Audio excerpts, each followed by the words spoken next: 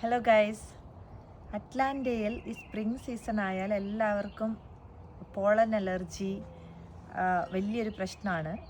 അതിനെക്കുറിച്ച് നമുക്കിന്നൊരു വീഡിയോ ചെയ്യാം. നമ്മൾ ഈ കാറൊക്കെ ഔട്ട് സൈഡൊക്കെ പാർക്ക് ചെയ്താൽ നമ്മൾ എവിടെ നിന്നറിയില്ല, മൊത്തം മഞ്ഞ കളറായിരിക്കും. നമ്മളെ കാർ ഇന്നലെ വെച്ച കാറാണ്. ഇവിടെ കണ്ടോ മഞ്ഞ പൊടികൾ. ഈ പൊടികൾ കാറ്റത്ത് ഈ സ്പ്രിംഗ് സീസണിൽ ലീവ്സൊക്കെ പോയി ലീവ്സ് വരുന്ന സമയങ്ങൾ, ലീവ്സ് വരാൻ വേണ്ടി ഇങ്ങനെ പൂക്കുന്ന സമയത്ത് ഇതിൽ നിന്ന് ഇത് പൊട്ടി പോളൻ ഇങ്ങനെ പാറും. അപ്പോൾ ഇവിടെയുള്ള അധികം ആൾക്കാർക്കും ഇത് വലിയൊരു ഹെൽത്ത് ഇഷ്യൂസാണ്. ഇല്ലാത്തൊരു ഭയങ്കര ലക്കാണ്. ഞങ്ങൾക്ക് തന്നെ പോളൻ അലർജിയായി, മൈഗ്രെയിൻ ഇഷ്യൂസ്, സൈനസ് ഇഷ്യൂസ്, തുമ്മൽ, ഭയങ്കര പ്രശ്നമാണ്. കണ്ണ് ചൊറി, ചിലവർക്കൊക്കെ ഭയങ്കര മരുന്ന് കൊണ്ട് പോലും പോവാത്ത പ്രശ്നങ്ങളാവലുണ്ട്. കണ്ണ് ചൊറിയുക, കണ്ണിൽ വെള്ളം വരിക, പെയിൻ ആവുക, ബേൺ ആവുക.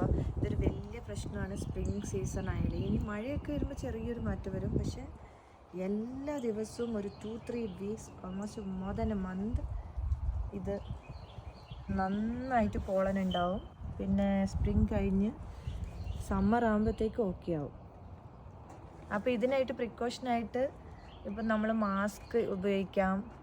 എന്നാലും നമുക്ക് വരും. ഞാനൊക്കെ മാസ്ക് ഉപയോഗിക്കുന്നുണ്ട്. പക്ഷെ എന്നാലും മാസ്ക് ഇട്ടാലും നമുക്ക് വരും. കണ്ണിലൂടെ മൂക്കിലൂടെയൊക്കെ പോയി മൈഗ്രെയിൻ ഇഷ്യൂസ് എല്ലാം വരും. അല്ലെങ്കിൽ കണ്ണട വെക്കാം. പിന്നെ നമുക്ക് ഇനി അലർജി മെഡിസിൻസ് ചിലപ്പോൾ ഡോക്ടേഴ്സൊക്കെ പറയുന്നത് 1 to 2 months കണ്ടിന്യൂസ്ലി സെർട്ടക്ലാറ്റിൻ അതുപോലുള്ള മരുന്നുകൾ കഴിക്കാനുള്ളത്. ചിലവർക്ക് ഭയങ്കര വീസിങ് ആയി ഭയങ്കര ഹെൽത്ത് ഇഷ്യൂസ് വരാറുണ്ട്.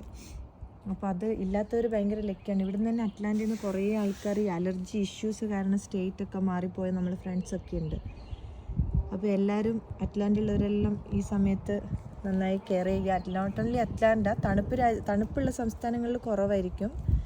പക്ഷേ ഇതുപോലുള്ള സ്ഥലങ്ങളിൽ പോളൻ എനർജി US ഇപ്പം നന്നായിട്ട് കൂടിക്കൊണ്ടിരിക്കുകയാണ്.